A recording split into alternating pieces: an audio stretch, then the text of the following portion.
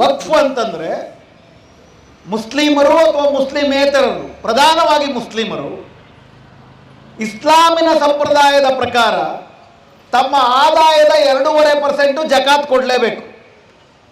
ಜಕಾತ್ ಅಲ್ಲದೀರ ಇಲ್ಲ ನನ್ನ ಸಮುದಾಯ ಚೆನ್ನಾಗಿರಬೇಕು ಅಂತ ಸದಾ ಕನ್ನುವ ಅರ್ಥದಲ್ಲಿ ತನಗೆ ಎಷ್ಟು ಬೇಕೋ ಅಷ್ಟು ಉಳಿಸ್ಕೊಂಡು ಸಮುದಾಯದ ಒಳಿತಿಗೆ ತನ್ನ ಆಸ್ತಿಯನ್ನು, ಹಣವನ್ನು, ಬಿಲ್ಡಿಂಗ್ಗಳನ್ನು, ಜಮೀನನ್ನು ಕೊಡೋದನ್ನು ವಕ್ಫ್ ಅಂತ ಕರೀತಾರೆ.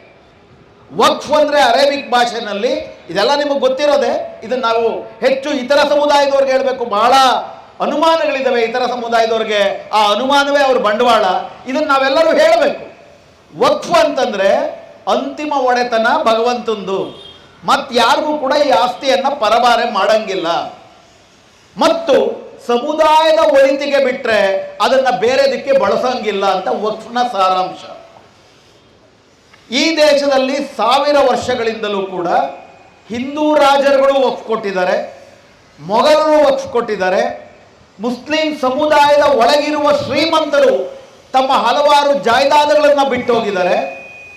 ಇವೆಲ್ಲವೂ ಅದೇ ರೀತಿ ಹಿಂದೂಗಳಿಗೂ ಕೂಡ ದೊಡ್ಡ ದೊಡ್ಡ ಮಠಗಳಿಗೆ ದೇವಾದಾಯ, ಬ್ರಹ್ಮಾದಾಯ ಅಂತ ಕೊಡ್ತಿದ್ರು ರಾಜರುಗಳು. 1000 ಎಕರೆ ಜಮೀನು ಇನಾಮತಿಯನ್ನು ಕೊಡ್ತಿದ್ರು. ಈ ರೀತಿ ದೇವಾಲಯಗಳಿಗೆ, ಮಠಗಳಿಗೆ, ಮುಸ್ಲಿಮರಿಗೆ ಈ ಥರದ್ದೆಲ್ಲ ಬಂದಾಗ ಅದರ ಆಡಳಿತ ನಿರ್ವಹಣೆಯನ್ನು ಮಾಡೋದಕ್ಕೆ ಸಾವಿರಾರು ಕೋಟಿ ರೂಪಾಯಿಯಷ್ಟು ಆಸ್ತಿ ಒಂದು ಕಡೆ ಸಂಗ್ರಹ ಆದಾಗ ಭ್ರಷ್ಟಾಚಾರ ಸಹಜ. ಭ್ರಷ್ಟಾಚಾರ ಆಗದಂತೆ ಆಯಾ ಧರ್ಮಗಳ ಅನುಸಾರವಾಗಿ ಸಮುದಾಯದ ಹಿತಕ್ಕೆ ಆಸ್ತಿಯನ್ನು ಬಳಸುವುದಕ್ಕೆ, ಕಾನೂನು ಮಾಡುವುದಕ್ಕೆ 1913ರಲ್ಲಿ ಬ್ರಿಟಿಷರು ಒಂದು ವಕ್ಫ್ ನಿಯಮವನ್ನು ತಂದರು.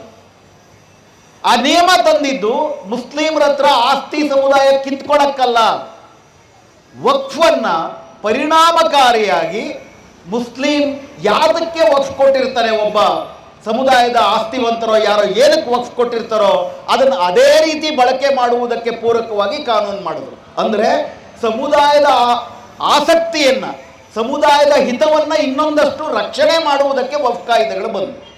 ಆ ತಿದ್ದುಪಡಿಯ ಪ್ರಕಾರ ವಕ್ಫ್ ಆಸ್ತಿಗಳನ್ನು ನಿಯಂತ್ರಣ ಮಾಡಿಕೊಳ್ಳೋದಕ್ಕೆ ಮುಸ್ಲಿಂ ಸಮುದಾಯ ಆಯ್ಕೆ ಮಾಡುವ ವಕ್ಫ್ ಬೋರ್ಡುಗಳು, ಪ್ರತಿ ರಾಜ್ಯದಲ್ಲಿ ಕೂಡ ವಕ್ಫ್ ಬೋರ್ಡು, ಕೇಂದ್ರದಲ್ಲಿ ಸೆಂಟ್ರಲ್ ವಕ್ಫ್ ಬೋರ್ಡು, ಹಾಗೂ ಈ ಆಸ್ತಿ ಯಾರಿಗೆ ಸೇರಬೇಕು ಅಲ್ವೋ ಅನ್ನೋದನ್ನು ತೀರ್ಮಾನ ಮಾಡೋದಕ್ಕೆ ಒಂದು ವಕ್ಫ್ ನ್ಯಾಯಮಂಡಳಿ, ವಕ್ಫ್ ಟ್ರಿಬ್ಯುನಲ್ ಅಂತ ಕರೀತಾರೆ. ಇವೆರಡನ್ನೂ ಕೂಡ ನೇಮಕ ಮಾಡುವ ಅಧಿಕಾರವನ್ನು ಸರ್ಕಾರಕ್ಕೆ ಕೊಟ್ಟು 1995ರಲ್ಲಿ ತಿದ್ದುಪಡಿ ಮಾಡಲಾಯಿತು. ಈ ತಿದ್ದುಪಡಿಯ ಸಾರಾಂಶವು ಏನು? ಮುಸ್ಲಿಮರಿಗಿರುವ ಹಕ್ಕುಗಳನ್ನು ಕಿತ್ಕೊಳ್ಳೋದಲ್ಲ, ಮುಸ್ಲಿಮರ ವಕ್ಫ್ ಅನ್ನುವಂತಹ ಸಾಮಾಜಿಕ ಧರ್ಮದ ನಿಯಮ ಏನಿದೆ ಅದು ಇನ್ನೊಂದಷ್ಟು ಗಟ್ಟಿಯಾಗಿ ಸಮುದಾಯಕ್ಕೆ ಅನುಕೂಲ ಆಗಲಿ ಅಂತ ಮಾಡದಂಥ ತಿದ್ದುಪಡಿ.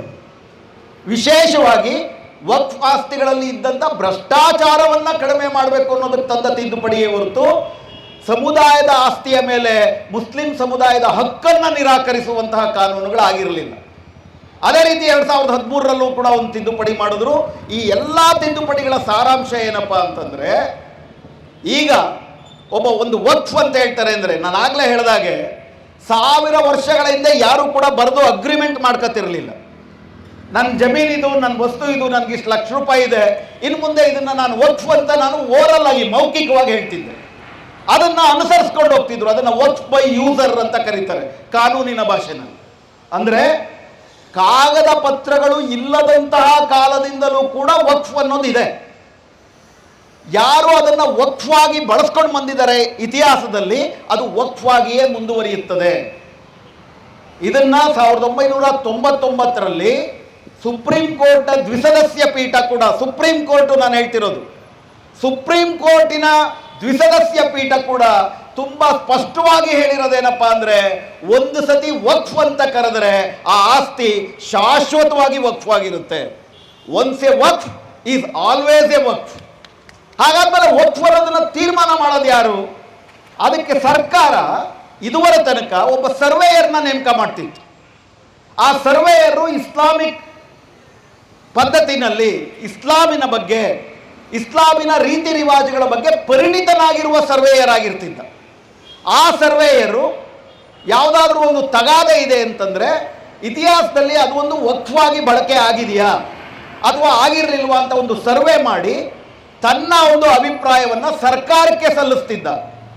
ಸರ್ಕಾರ ತನ್ನ ಅಭಿಪ್ರಾಯದೊಂದಿಗೆ ವಕ್ಫ್ ಬೋರ್ಡ್ಗೆ ಅದನ್ನು ಕಳಿಸ್ತಾ ಇದ್ರು.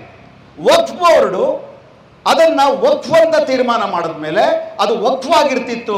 ಆದರೆ ಇವತ್ತು BJPನವ್ರು ಹುಟ್ಟಾಕಿರೋಂಥ ಊಹಾಪೋಹ ಏನಪ್ಪ ಅಂದರೆ, ಒಂದ್ಸತಿ ವಕ್ಫ್ ಬೋರ್ಡು ಯಾವುದನ್ನಾದರೂ ವಕ್ಫ್ ಅಂತ ತೀರ್ಮಾನ ಮಾಡಿಬಿಟ್ರೆ ಅದನ್ನು ಕೋರ್ಟಲ್ಲಿ ಕೇಳಕ್ಕೆ ಬರೋದಿಲ್ಲ ಅಂಥೇಳಿ. ಹಾಗಿರಲ್ಲ, ಇವತ್ತಿಗೂ ಕಾನೂನು ಆಗಿರಲಿಲ್ಲ, ಯಾವತ್ತಿಗೂ ಕಾನೂನು ಆಗಿರಲಿಲ್ಲ. BJP ಪಕ್ಷ ಯಾವ ರೀತಿ ಮುಸ್ಲಿಂ ಸಮುದಾಯದಿಂದ ಆ ಸಮುದಾಯದ ಆಸ್ತಿಪಾಸ್ತಿಯನ್ನು ಕಿತ್ಕೊಳ್ಬೇಕು ಅನ್ನೋ ಉದ್ದೇಶದಿಂದ ಕಾನೂನು ಮಾಡಿದ್ರು, ಆ ಕಾನೂನಿಗೆ ಪೂರಕವಾಗಿರುವ ಪ್ರಸ್ತಾಪಗಳು BJPನವ್ರು ಏನು ಮಾಡಿದ್ರು, ಯಾರ್ಯಾರು ಎಂತೆಂಥ BJP ಮಹಾಶಯರಿದ್ರು, ಯಾರ್ಯಾರು ಈಗಾಗಲೇ ಸದನದಲ್ಲಿ ಬಾಯಿ ಬಿಟ್ಟರೆ ಮುಸ್ಲಿಮರ ಮೇಲೆ ಕೆಂಡ ಕಾರ್ತಿದ್ರು, ನಮ್ಮ ಬೆಂಗಳೂರಿನ ದಕ್ಷಿಣದ ಸಂಸದ ಸೂರ್ಯ ತೇಜಸ್ವಿ ಅಂತವರು ಇಂಥವರೇ ಇದ್ರು. ಅದರಲ್ಲಿ ಅವರುಗಳು ಇನ್ನೇನು ಇಸ್ಲಾಂ ಪರವಾಗಿ ಮುಸ್ಲಿಂ ಸಮುದಾಯದ ಹಿತಾಸಕ್ತಿಯ ಪರವಾಗಿ ಸಜೆಷನ್ ಕೊಡೋಕ್ಕೆ ಸಾಧ್ಯ? ಇಷ್ಟಾಗಿ ಅವರು ಕೊಟ್ಟಂಥ 34 ಸಜೆಷನ್ ಅಷ್ಟನ್ನೂ ಸಾರಾಸಗಟ್ಟು ಒಪ್ಪಿಕೊಂಡು ಫೆಬ್ರವರಿ 13ಕ್ಕೆ ಅದನ್ನು ಮಂಡಿಸಿದ್ರು. ಇವತ್ತು ಫೆಬ್ರವರಿ 27ನೇ ತಾರೀಕು ಬೆಳಗ್ಗೆ ಕ್ಯಾಬಿನೆಟ್ಟು 14 ತಿದ್ದುಪಡಿಗಳು ಏನು ಪ್ರಮುಖವಾದದ್ದಿತ್ತು ಅದಷ್ಟನ್ನೂ ಕೂಡ ಕ್ಯಾಬಿನೆಟ್ನಲ್ಲಿ ಒಪ್ಪಿಕೊಂಡು ಬರುವ ಮಾರ್ಚ್ 10ನೇ ತಾರೀಕು ತಿದ್ದುಪಡಿಗೊಂಡಂಥ ವಕ್ಫ್ ಮಸೂದೆಯನ್ನು ಮತ್ತೆ ಮಂಡಿಸ್ಲಿದ್ದಾರೆ. ಇದು ಇದುವರೆ ತನಕ ಬೆಳ್ಕೊಂಡು ಬಂದಿರೋದು.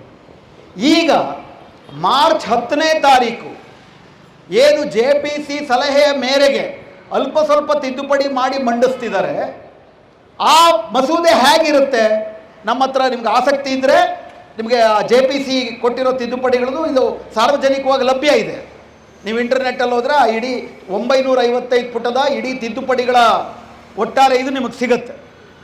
ಆ ತಿದ್ದುಪಡಿಗಳ ಸಾರಾಂಶ ಏನಪ್ಪ ಅಂತಂದರೆ, ಮೋದಿ ಸರ್ಕಾರ ಪ್ರಾರಂಭದಲ್ಲಿ ಮಂಡಿಸಿದಂಥ ಮಸೂದೆಗಿಂತಲೂ ಅತ್ಯಂತ ಕೋಮುವಾದಿಯಾಗಿದೆ ಈ ಮಾರ್ಚ್ 10ಕ್ಕೆ ಮಂಡಿಸಲಿರೋದು.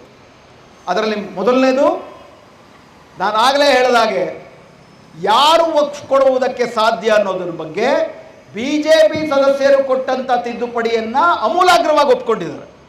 5 ವರ್ಷ ಕಡ್ಡಾಯವಾಗಿ ಆತ ಇಸ್ಲಾಮನ್ನು ಅನುಸರಿಸಿರಬೇಕು, ಆತ ವಕ್ಫ್ಗೆ ಆತನೋ ಆಕೆನೋ ವಕ್ಫ್ ಅಂತ ಏನು ಆಸ್ತಿ ಘೋಷಣೆ ಮಾಡ್ತಾರೆ ಅದ್ರ ಮೇಲೆ ಯಾವುದೇ ಕಾನೂನು ವಿಷಯಗಳು ಇರಬಾರ್ದು ಅಂತೇಳಿ ಮೊದಲನೇ ತಿದ್ದುಪಡಿಯನ್ನು ಒಪ್ಕೊಂಡಿದ್ದಾರೆ.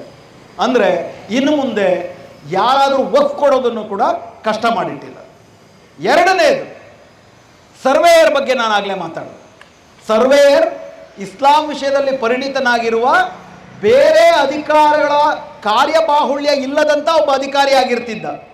ಈಗ ಸರ್ವೇಯರ್ DCನೇ ಆಗಬೇಕು ಅಂತ ಮತ್ತೊಮ್ಮೆ ಖಡಾಖಂಡಿತವಾಗಿ ಮಾಡಿದೆ. ಅಂದರೆ ಇನ್ನು ಮುಂದೆ ಸರ್ಕಾರದ ಆಸ್ತಿಪಾಸ್ತಿಗಳು ಕೂಡ ಅದು ವಕ್ಫ್ ಅಂತ ಅಂದ್ಬಿಟ್ಟು ಇವೇನಾದರೂ ತಗಾದೆ ಮಾಡಿದ್ರೆ ಅದು ನೀವು DCನೇ ಬಂದು ಅದು ಹೌದಾ ಅಲ್ವಾ ಅಂತ ಸರ್ವೆ ಮಾಡ್ತಾರೆ.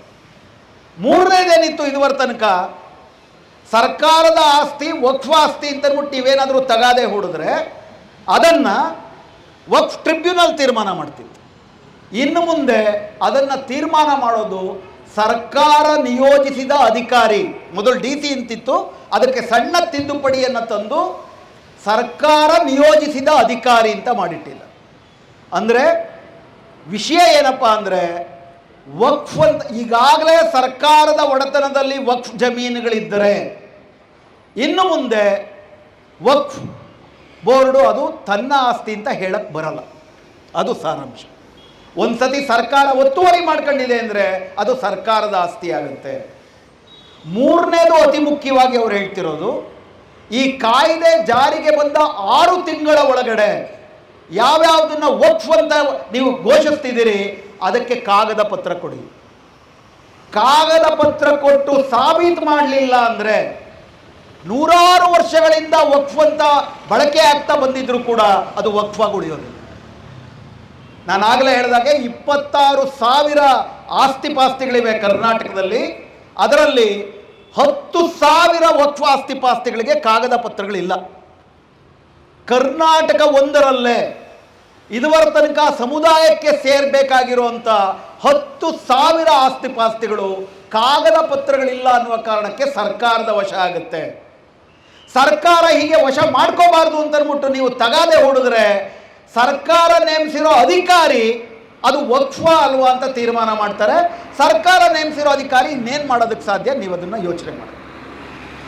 ಇನ್ನು ಮುಂದೆ ಆ ಥರ DC ಇರೋ ಸರ್ಕಾರಿ ಅಧಿಕಾರಿ ಮಾಡಿದಂಥ ತೀರ್ಮಾನವನ್ನು ನೀವು ಹೈಕೋರ್ಟಲ್ಲಿ ಮಾತ್ರ ಪ್ರಶ್ನೆ ಮಾಡೋಕ್ಕೆ ಸಾಧ್ಯ.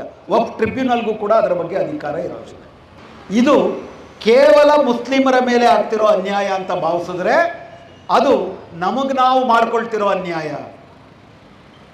ಇವತ್ತು ಏನು ಒಂದು ಅಲ್ಪಸಂಖ್ಯಾತ ಸಮುದಾಯದ ಮೇಲೆ ಬಲಿಷ್ಠ ಸಮುದಾಯದ ಹೆಸರಿನಲ್ಲಿ ಬಂದಿರುವ ಸರ್ಕಾರ ಹಿಂದೂಗಳು ಮಾಡ್ತಿರೋದಲ್ಲ. ಇದು ಹಿಂದೂಗಳ ಹೆಸರಿನಲ್ಲಿ ಬಂದಿರುವ BJPನವ್ರು ಮಾಡ್ತಿರೋ ಅನ್ಯಾಯ ನಾಳೆ ದುರ್ಬಲವಾಗಿರುವ ಇತರ ಸಮುದಾಯಗಳ ಮೇಲೂ ಕೂಡ ಮಾಡ್ತಾರೆ. ನಾನು ಆಗಲೇ ಹೇಳಿದಾಗೆ ಲವ್ ಜಿಹಾದ್ ಅಂತ ಶುರು ಮಾಡಿದ್ರು. ಇದೇ ದಕ್ಷಿಣ ಕನ್ನಡದಲ್ಲೇ ಶುರುವಾಯಿತು 2008ರಲ್ಲಿ ಲವ್ ಜಿಹಾದ್ ಅಂತ. ಆಮೇಲೆ ನೋಡಿದ್ರೆ ಅದರ ಸುಮಾರಷ್ಟು ಲವ್ ಜಿಹಾದ್ ಕೇಸುಗಳು ಮುಸ್ಲಿಮರು ಅದಕ್ಕೆ ಕಾರಣವೇ ಅಲ್ಲ ಅಂತ ಗೊತ್ತಾಯಿತು. ಉತ್ತರ ಭಾರತದಲ್ಲಿ ಲ್ಯಾಂಡ್ ಜಿಹಾದ್ ಅಂತ ಶುರು ಮಾಡಿ, ಯಾರಾದರೂ ಮುಸ್ಲಿಮರು ಅಲ್ಪ ಸ್ವಲ್ಪ ಜಮೀನು ತಗೊಂಡ್ರೆ ಜಮೀನು ಕಬಳಿಕೆ ಮಾಡಿ ಇಡೀ ದೇಶವನ್ನು ಮುಸ್ಲಿಮೀಕರಿಸುವಂತಹ ಯೋಜನೆ ಅಂತೇಳಿ ಲ್ಯಾಂಡ್ ಜಿಹಾದ್. ಯಾರಾದರೂ ಮುಸ್ಲಿಮರು ಕಷ್ಟಪಟ್ಟು ಓದಿ UPSCನಲ್ಲಿ ಪಾಸಾಗಿ IAS ಆದರೆ UPSC ಜಿಹಾದ್ ಅಂತ ಶುರು ಮಾಡಿ. UPSC ಜಿಹಾದ್ ಅಂದರೆ ಈ ದೇಶದಲ್ಲಿ ಪ್ರಧಾನವಾಗಿ BJP ಸರ್ಕಾರ ಬಹುಸಂಖ್ಯಾತ ಹಿಂದೂಗಳಿಗೆ ಈ ರೀತಿ ತಮ್ಮ ಸಹದೇಶವಾಸಿಗಳ ಮೇಲೆ ದಾಳಿ ಮಾಡುವುದು ಖಂಡಿತ ಅವರು ಒಪ್ಪುವುದಿಲ್ಲ. ಆದರೆ ಹಿಂದೂಗಳೆಲ್ಲ ನಮಗೆ ಓಟ್ ಹಾಕಿದ್ದಾರೆ ಅಂತ ಜನರಿಗೆ ತಪ್ಪು ಅಭಿಪ್ರಾಯವನ್ನು ಕೊಡ್ತಾ BJP ಸರ್ಕಾರ ಮತ್ತು ಸಂಘ ಪರಿವಾರ ಪ್ರತಿಯೊಂದು ಹಂತದಲ್ಲೂ ಕೂಡ ಈಗ CAA NPR NRC ಇನ್ನೇನು ತರಬೇಕು. ಅವರು ಸೆನ್ಸಸ್ ಆಗುವುದರ ಜೊತೆಗೆ ಮತ್ತೊಮ್ಮೆ NPR NRC ಆಗುತ್ತೆ. ಹೀಗಾಗಿ ಈ ದಾಳಿ ಏನಿದೆ ಅದು ಕೇವಲ ಮುಸ್ಲಿಮರ ಮೇಲೆ, ಮುಸ್ಲಿಮರು ಅನ್ನುವ ಕಾರಣಕ್ಕಾಗಿ ಮಾತ್ರ ನಡೀತಾ ಇಲ್ಲ. ಇದು ದೊಡ್ಡ ಮಟ್ಟದಲ್ಲಿ ಮುಸ್ಲಿಮರ ಜಮೀನುಗಳನ್ನು ನುಂಗಿ ಹಾಕುವ ಕಾರ್ಯಕ್ರಮ.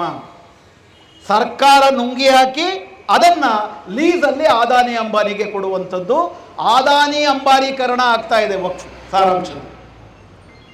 ಹೀಗಾಗಿ ಇದರ ವಿರುದ್ಧ ದೇಶದ ಜನರೆಲ್ಲರೂ ಒಗ್ಗಟ್ಟಾಗಿ ಅನ್ಯಾಯ ಒಬ್ಬರ ಮೇಲಾದರೂ ಅನ್ಯಾಯವೇ, ಒಂದು ಸಮುದಾಯದ ಮೇಲಾದರೂ ಇಡೀ ದೇಶಕ್ಕೆ ಮೇಲೆ ಆಗ್ತಿರೋ ಅನ್ಯಾಯವೇ. ಯಾಕಂದರೆ ಅದೇ ಅನ್ಯಾಯ ಮತ್ತೊಂದು ಸಮುದಾಯದ ಮೇಲೂ ಆಗ್ತದೆ. 1940ರ ದಶಕದಲ್ಲಿ ಜರ್ಮನಿನಲ್ಲಿ ಹಿಟ್ಲರ್ ಯಹೂದಿಗಳನ್ನು ಕಂಡ ಕಡೆ ಕೊಲೆ ಮಾಡೋದಕ್ಕೆ ಶುರು ಮಾಡೋದಕ್ಕೆ ಮುಂಚೆ ಮೊದಲು ಕಮ್ಯುನಿಸ್ಟರನ್ನ ಕಗ್ಗೊಲೆ ಮಾಡ್ದ, ಮುಸ್ಲಿಮರನ್ನು ಕಗ್ಗೊಲೆ ಮಾಡ್ದ. ಅಲ್ಲಿ ಜನ ಏನು ಅಂದ್ಕೊಂಡ್ರು, ನಮ್ಮ ಮೇಲಲ್ಲ ಬಿಡು, ಬೇರೆಯವ್ರ ಮೇಲೆ ಅದು ಮಾಡ್ತಿರೋದು ಅಂತ ಭಾವಿಸಿದ್ರು. ಅವಾಗ ಮಾರ್ಟಿನ್ ನೆಮ್ಯೂಲರ್ ಅಂತ ಒಬ್ಬ ಪಾದ್ರಿ ತಾನು ಮಾಡಿದ ತಪ್ಪೇನಪ್ಪ ಹಿಟ್ಲರ್ ಕಾಲದಲ್ಲಿ ಅಂತಂದ್ಬಿಟ್ಟು ಆತ ಒಂದು ಕವನ ಬರೆದು ಹೇಳ್ದ. ನಮ್ಮ ಪರಿಸ್ಥಿತಿಗೆ ಅದು ಬಹಳ ಚೆನ್ನಾಗಿ ಅನ್ವಯಿಸುತ್ತೆ. ಯಾಕಂದರೆ ಮೊದಲು ಅವರು ಯಹೂದಿಗಳನ್ನು ಹುಡುಕಿ ಬಂದರು. ಯಾರು? ಹಿಟ್ಲರ್ನ ಸೈನ್ಯ. ಮೊದಲವರು ಯಹೂದಿಗಳನ್ನು ಹುಡುಕಿ ಬಂದರು. ನಾನು ಸುಮ್ಮನಿದ್ದೆ, ಏಕೆಂದರೆ ನಾನು ಯಹೂದಿ ಆಗಿರಲಿಲ್ಲ. ನಂತರ ಅವರು ಕಮ್ಯುನಿಸ್ಟರನ್ನು ಹುಡುಕಿ ಬಂದರು. ನಾನು ಆಗಲೂ ಸುಮ್ಮನಿದ್ದೆ, ಏಕೆಂದರೆ ನಾನು ಕಮ್ಯುನಿಸ್ಟ್ ಆಗಿರಲಿಲ್ಲ. ನಂತರ ಅವರು ಮುಸ್ಲಿಮರನ್ನು ಹುಡುಕಿ ಬಂದರು. ನಾನು ಆಗಲೂ ಸುಮ್ಮನಿದ್ದೆ, ಯಾಕಂದರೆ ನಾನು ಮುಸ್ಲಿಮರಾಗಿರಲಿಲ್ಲ. ನಂತರ ಅವರು ನನ್ನನ್ನೇ ಹುಡುಕಿ ಬಂದರು.